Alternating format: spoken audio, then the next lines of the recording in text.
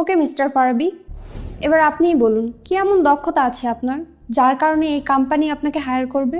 Ma'am, আমি খুব ভালো ফ্লার্ট করতে পারি। কি বললেন আপনি?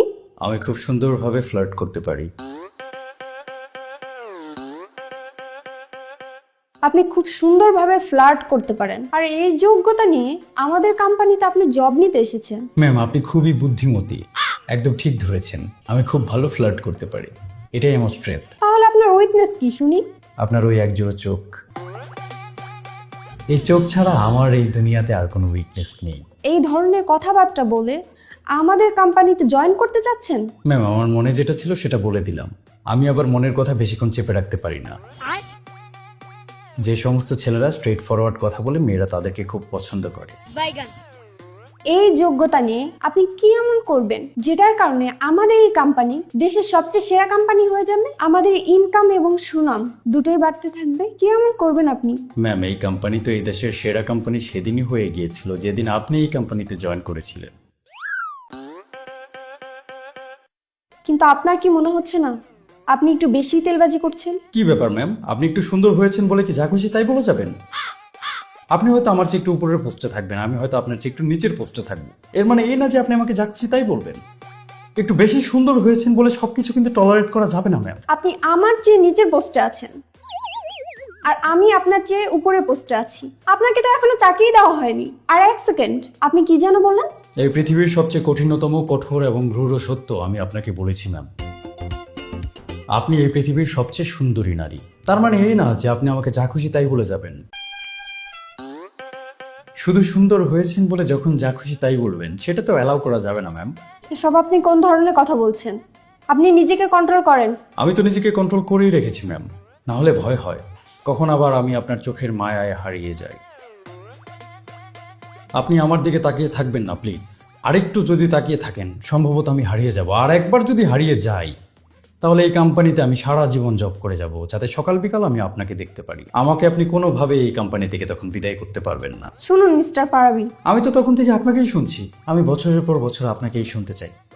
দেখুন জি, আপনাকেই দেখছি, তখন থেকে আপনাকেই দেখছি।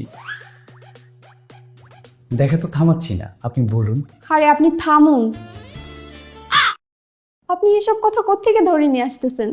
একটার পর একটা কথা বলেই যাচ্ছেন।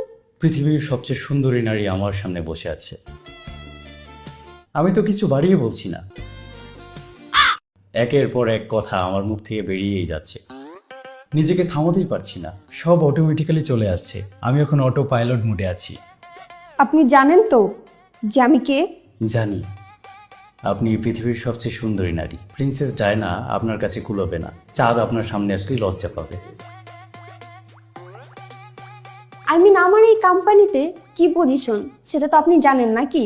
আমি এই কোম্পানির ম্যানেজার। আপনি আমার সাথে এভাবে কথা বলার সাহস কিভাবে পাচ্ছেন?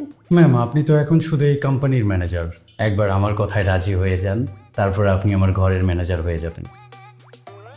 কোম্পানি, ঘর, ঘর, কোম্পানি, সব কিছুর ম্যানেজার আপনি, আর আমি সারাদিন আপনার কথায় উঠবো আর বসবো। প্লিজ প্লিজ প্লিজ, আপনি আর একটাও কথা বলবেন না। আপনি এবার দয়া করে থামুন। থেমেই তো আছি ম্যাডাম, শুধু আমি কেন, আমার পুরো দুনিয়াটাই থেমে আছে।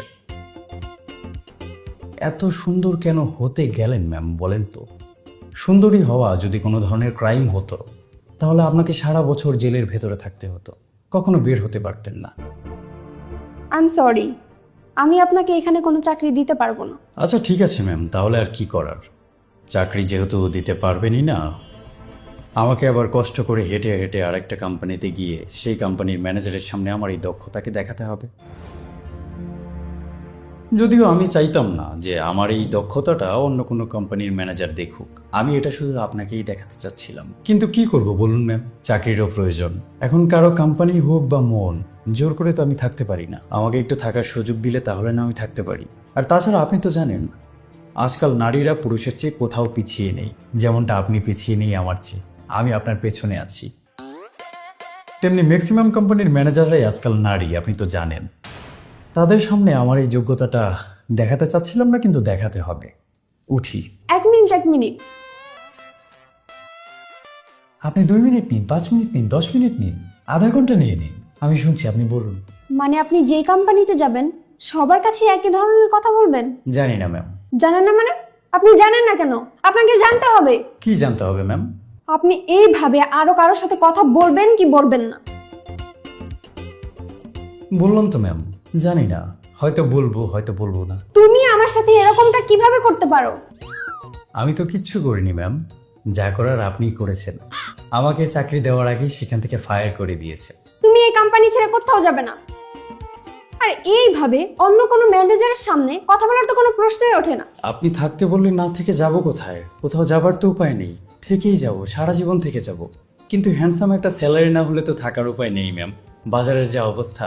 আপনাকে 50,000 টাকা বেতন দেওয়া হবে, আপনাকে এই কোম্পানিতে হায়ার করা হলো।